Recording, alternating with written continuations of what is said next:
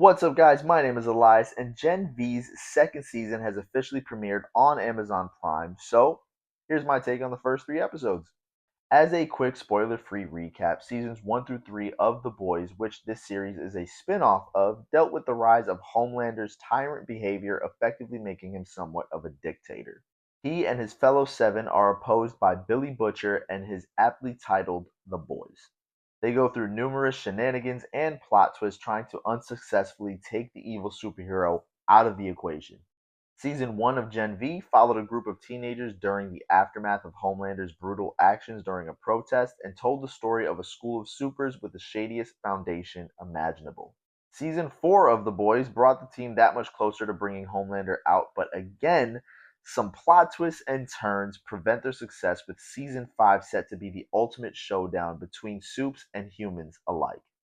Now, there will be spoilers ahead for Season 2 of Gen V, so if you haven't seen anything before this, go watch The Boys and Season 1 of Gen V, then come back to this video. Still here? Let's get it. Last season ended with Marie, Jordan, Emma, and Andre all in a soup prison, put there by Kate and Sam's actions that made it clear they believe soups are better than humans. In the present day, Emma and Jordan, after being sprung from prison by a quote unquote reformed Kate, who seemingly still cares about her friends, are forced to stay enrolled in school to remain exonerated by the Godolphin Commission.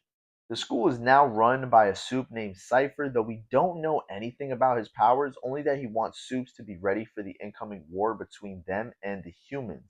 I think he's an immortal who's lived over many millennia and is fed up with humans, but y'all let me know what you think his real deal is in the comments. We learned in episode 1 that Marie and Andre tried to escape the prison, with Marie being the only survivor while Andre died trying to pry open a heavy door. The real-life tragedy of actor Chance Perdomo is honorably interwoven into the show's story, with it being obviously difficult for the actors to get through certain scenes where they talk about the incident due to Perdomo being such a good soul that left this earth too soon, according to the cast and crew. Polarity is an absolute mess after his son's death, but he turns out to be an important player going forward. Marie saves some Starlighters, which puts her on the bounty hunting Dognot's radar, who was hired to capture/kill her. She is saved, though, by the boy's very own Starlight, who tries to convince Marie to go back to school and find out more of its shady secrets, to which Marie is reasonably protesting. Is that a way to say that? She doesn't want to do it. Marie is only convinced to go undercover once Jordan and Emma find her. Kate also finds them together and is knocked into a power box, causing her to bleed out and nearly die due to them just leaving her there. This turns her even more evil as she so desperately wants revenge on her former friends. So I'm curious to see how that plot thread comes to fruition later on in the season. But for now, we'll have to settle for her controlling nurses to kill each other as her powers just keep growing even more powerful. Dean Cypher, meanwhile, pushes the class to their fullest potential as they fight a mountain of a soup named Vicor, who's as brutal as they come. I'm glad my gym class didn't involve me possibly getting my back broken by a giant hammer. Count your blessings.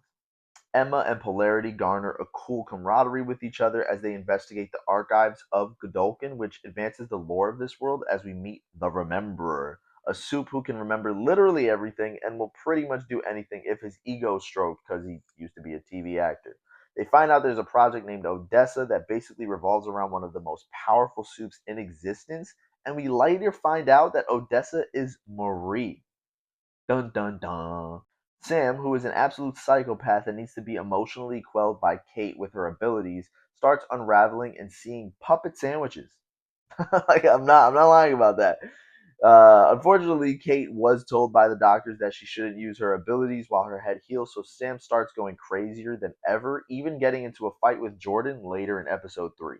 A subplot of this season seems to be that not only are humans now forced to identify themselves among the soups, but there's also a group of insurgents among the school that Emma decides to get involved with, and I'm curious to see just how much hot water this puts her in later in the season.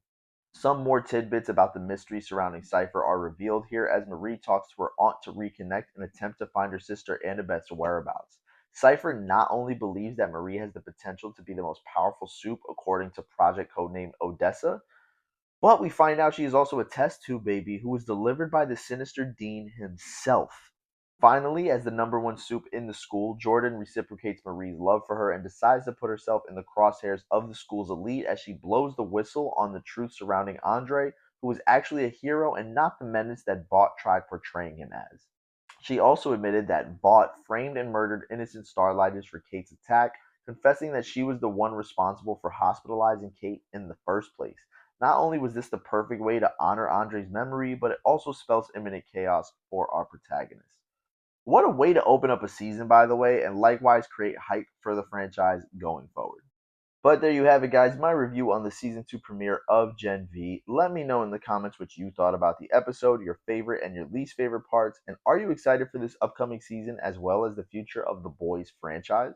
Hit that like button and share this video so others can join in on the conversation too, as well as subscribe to my channel for more videos like this. And remember to follow me on all socials at Takes with Eli. But until next time, guys, take care and God bless.